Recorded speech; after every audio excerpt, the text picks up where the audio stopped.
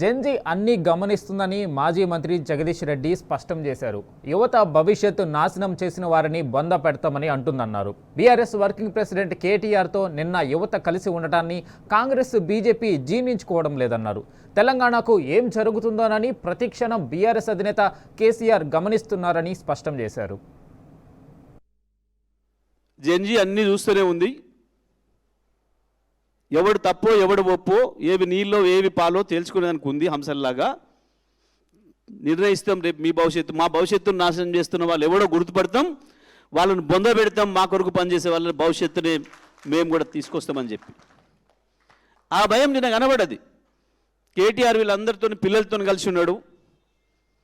18-19 ఏళ్ళ పిల్లలు కూడా కేటీఆర్ని ఇష్టపడుతున్నారు బాగా అనే భయానికి నిన్న వాడు ఇద్దరు.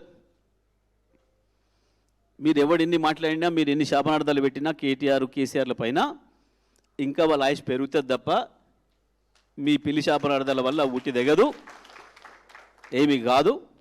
తప్పకుండా ఇంకా ఇంకా ప్రజల కొరకు పోరాటం చేసే శక్తిని కూడగట్టుకునే ముందు పోతుంది బీఆర్ఎస్ పార్టీ. కేసీఆర్ మంచిగా ఉన్నారు, ఆరోగ్యంగా ఏమి ఇబ్బంది లేదు, మీరు కలలు కంటున్నట్టుగా ఏం లేడు. గతంలో కంటే ఇంకా ఎక్కువగా ప్రతి క్షణం ఇవాళ మేము మాట్లాడుతున్న ప్రతి మాట కేసీఆర్ నుంచి వచ్చిన మాట.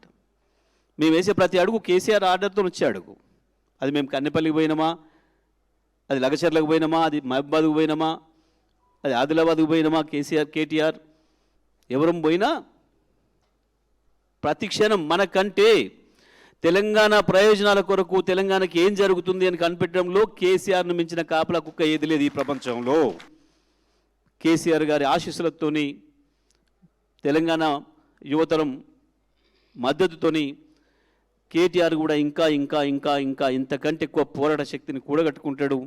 తప్పకుండా బీఆర్ఎస్ పార్టీని అధికారులకు తీసుకురావడం కాదు, ఈ రాష్ట్రాన్ని తప్పకుండా ఏ సింగపూర్లో ఉంటే కూడా మించి ఈ రాష్ట్రాన్ని అద్భుతంగా చేయడంలో ఆయన మరింత సేవలు ఈ రాష్ట్రానికి అందించాలని కోరుకుంటూ